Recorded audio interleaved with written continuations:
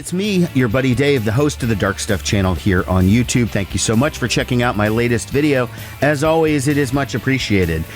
Folks, this week's video is a review of a really great concert that I saw. Two of the most classic indie rock bands from the last 30 years, both from my hometown here in Omaha, both playing together in Omaha at the end of a long tour, and it was a fantastic show. I'm talking about Bright Eyes and Cursive performing together at the Astro. There were a lot of, special guests and people coming up on stage, and let's do this song with these people, and there was a bit of a reunion of a classic Nebraska band, and we'll talk about all of that coming up in this review.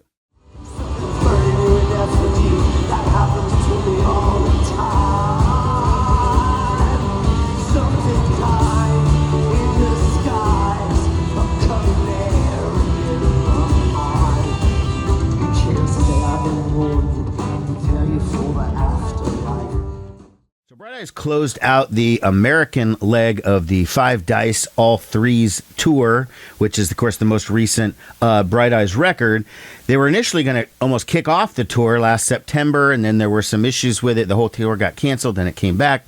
Now, the band has just concluded the American leg of the tour at the Astro in here in Omaha, La Vista, whatever, with their buddies Cursive. Okay, I don't intend on doing a whole history lesson on the Omaha scene and Bright Eyes and Saddle Creek Records and all of that. So I'm assuming that you already probably know some of that if you've clicked on this video. Just let's say that these guys go back decades. Okay, Cursive to the mid-90s, Bright Eyes to the mid-90s. Ted Stevens, who's the current lead guitar player for Cursive, was the one who recorded the very first demo of Conor Oberst back when he was like 13 or something. So these guys all have a tremendous history. That's what made this show so fun, because they were touring together. They were ending the tour together in their hometown. They were all having a good time. It was one of the most fun Bright Eyes / Cursive shows that I've ever been to, and I've seen a lot.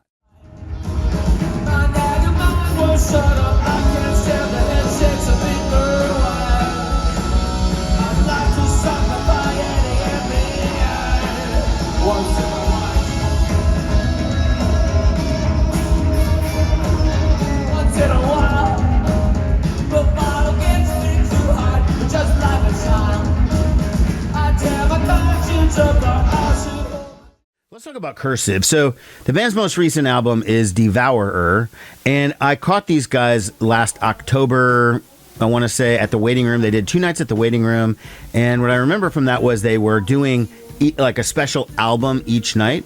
And so you weren't just seeing a career retrospective, you were going for that specific album, and then they would play some extra tracks as bonus. It was amazing. I really, really enjoyed it.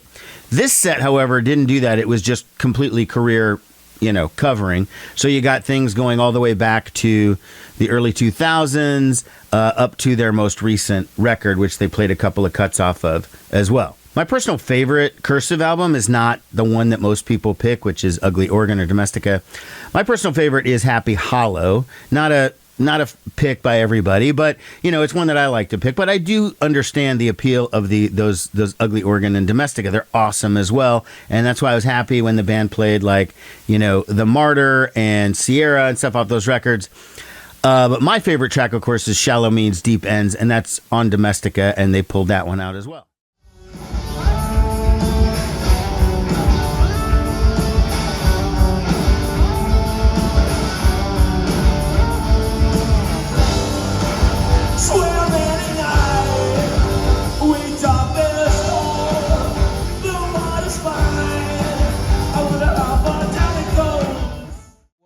Really special about this particular night, and I don't know if they did this on other nights on the tour. I wasn't at those other nights. I was only at this night. Was that Conor Oberst came up on stage while Cursive was playing, okay? And they decided to do a sort of a mashup of 2 of their best-known songs. So it was Cursive that was going to do the Recluse, and then Conor, or Bright Eyes, or representing Bright Eyes, was going to do Lover I Don't Have to Love. And they were calling it The Recluse I Don't Have to Love. And so they did this song together, and it was cool. I mean, it was a very unique thing you're not going to see at any other deals. And it was like, you could tell these guys were just having a good time. And, there was a lot looser feeling on this one than at any previous shows that I've seen these guys at. College industry. Well, selfishness is currency. People spend more than they make. So I wrap my head in bandages from a string of happy accidents. I guess maybe I asked for it, but who am I to say? The closing bell, death tolls, hear the market crash, a crying trader swears.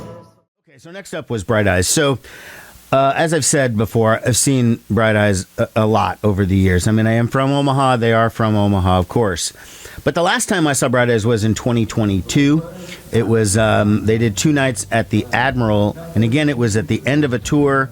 Only in this case, Connor's arm was in a sling and he looked in kind of rough shape and his voice was completely cashed out from being on the road for a long time. And it wasn't really the greatest show, if I'm being totally honest. And, you know, reading the articles and hearing the rumors about, you know, Connor's state of mind and everything last fall, I was just kind of hoping for the best when it came to this particular show. But I have to say, right out of the gate, the band was awesome. They were playing well. Connor looked in great health and great spirits. The squad has made a mural of a Mexican girl with 15 cans making a chemical swirl. She's standing in the ocean at the end of the world, four winds blowing through her hair.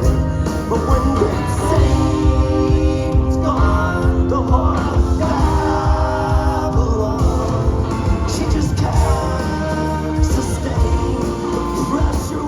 So as I said, the show kicked off with a relatively new cut with bells and whistles, and then they were into like method acting and We Are Nowhere and It's Now.